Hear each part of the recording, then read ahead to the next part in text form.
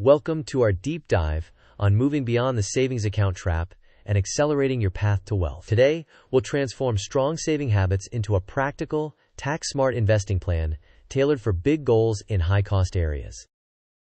Here's the plan for today. We'll identify why high-yield savings accounts can be a trap for long-term growth, present a controversial but data-driven stance on delaying distant rental property goals, prioritize tax-advantaged accounts, outline a simple index fund strategy, and walk through a concrete action plan. We'll support this with diagrams and a 5-year example, and finally, we'll test your understanding with short quizzes. Before we get started, a quick disclaimer. This video is for educational purposes only and does not constitute financial, tax, or legal advice. Individual situations vary, especially with taxes and employer plans. Please consult a qualified, fiduciary advisor and verify current contribution limits and rules for your jurisdiction. High-yield savings accounts are superb for liquidity and safety, and they absolutely have a role, primarily your emergency fund and short-term needs. However, for medium to long-term goals, relying solely on a HYSA means your purchasing power will likely erode after inflation. In high-cost areas where every dollar matters, the spread between expected stock market returns and HYSA rates compounds to a substantial gap over the years. With that context, let's transition to the math behind why this happens. In this flowchart, your paycheck flows to your budget, which funds two paths: an emergency fund and a HYSA for safety and liquidity, and long-term goals. When long-term funds remain in a HYSA, they face ongoing inflation that reduces real purchasing power. Meanwhile, the stock market, accessed through diversified index funds, has historically delivered higher long-run returns. While markets are volatile in the short term, the expected return premium compounds over time. Therefore, reserve HYSA for stability needs and deploy long-term dollars to diversified market exposure. Next, let's compare passive market investing to managing a distant rental property. On the left, passive market investing via broad index funds provides instant diversification, low fees, and minimal time commitment. This approach is well suited to disciplined savers in high-cost areas who need efficient compounding. On the right, a distant rental condo introduces operational challenges, tenant turnover, repairs, HOA fees, insurance, taxes, and potential management. When all costs and time are factored in, long-run returns can lag a simple, low-cost index strategy. Thus, deferring distant rentals until your investment base is stronger is often financially and practically prudent. Next, let's prioritize tax-advantaged accounts to supercharge compounding. The order of operations matters. First, capture any employer 401k match, which is effectively a guaranteed return. Next, maximize your Roth IRA to build tax-advantaged compounding in your 20s that you can't easily replicate later. Finally, channel additional savings into a taxable brokerage account using low-cost index funds. With that sequence, you maximize tax benefits and flexibility. Now let's detail each step. Start by contributing enough to secure your full employer match, which is essentially a risk-free, immediate return on your contributions. For context, as of 2024, the employee 401k contribution limit is $23,000, though limits may change. Always verify current figures. Within your plan, choose low-cost, broad market index funds if available to avoid unnecessary expense ratios. Even if your plan's fund lineup is mediocre, you should still contribute enough to get the match before prioritizing other accounts. With the match secured, we can transition to the Roth IRA. Next, fund your Roth IRA. As of 2024, the contribution limit for those under 50 is $7,000, subject to change. A key advantage is flexibility.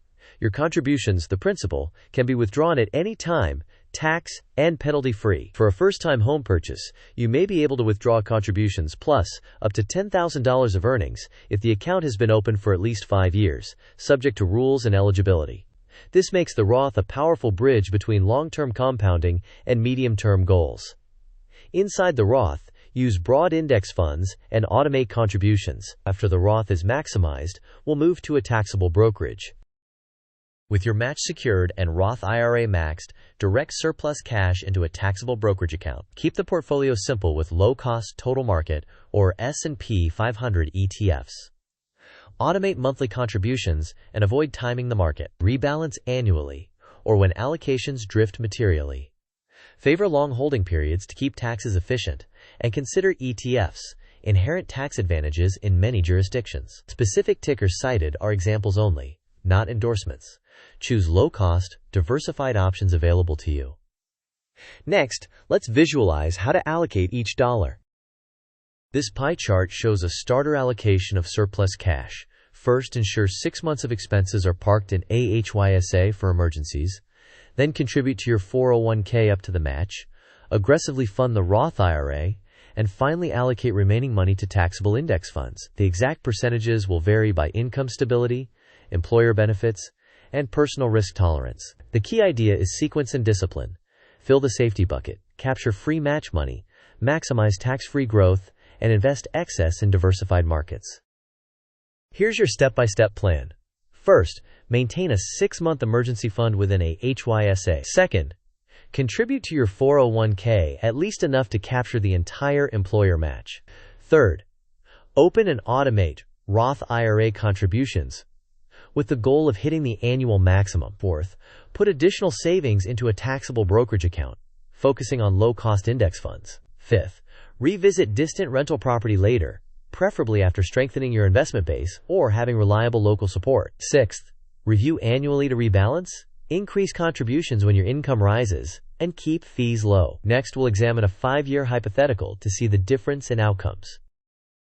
This illustrative table compares contributing $900 per month for 5 years to either a HYSA at approximately 3.5% APY or a diversified index fund at an assumed 7% annual return, compounded monthly. After 5 years, the index fund scenario shows a higher balance. These figures are simplified and hypothetical.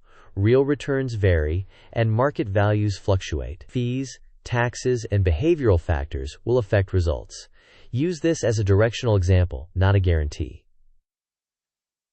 Next, we'll map the journey to age 28 with key milestones. This timeline lays out a practical sequence. Build your emergency fund within the first 6 months and begin capturing your 401k match immediately. In year 1, open a Roth IRA and aim to max it each subsequent year. From year 2 onward, funnel additional savings into a taxable index fund account. Rebalance annually to maintain your target allocation. Around age 27, reassess real estate opportunities when your investment base, liquidity, and experience are stronger. By age 28, you can evaluate properties, preferably local or with established management, using disciplined underwriting. Now, let's check your understanding with a quick quiz. Quiz time. Question: what is the best first use for a HYSA in this plan? Options: A. Parking all long-term investment funds. B. Emergency fund and short-term needs only. C. Speculating on the market. D. Replacing a 401k and Roth IRA entirely. You may pause the video now to think about the answer. We will discuss the answer in the next section of the video. The correct answer is B. Emergency fund and short-term needs only. HYSAs are great for safety, but long-term funds should generally be invested to outpace inflation and compound growth over time. Next question. Which statement about a Roth IRA is true for first-time home purchases? Options: A. You can never withdraw any money before retirement. B. Contributions can be withdrawn anytime tax and penalty-free. Up to $10,000 of earnings may be eligible if the Roth has been open for at least 5 years. C. All withdrawals are tax-free regardless of age and timing. D. You must pay a 10% penalty on any withdrawal before 59.5. You may pause the video now to think about the answer. We will discuss the answer in the next section of the video. The correct answer is B. Roth IRA contributions, which are your principal, can be withdrawn at any time, tax and penalty-free. For a first-time home purchase, up to $10,000 of earnings may be eligible if the account has been open for at least 5 years, subject to IRS rules. Always verify current regulations and eligibility. Key takeaways.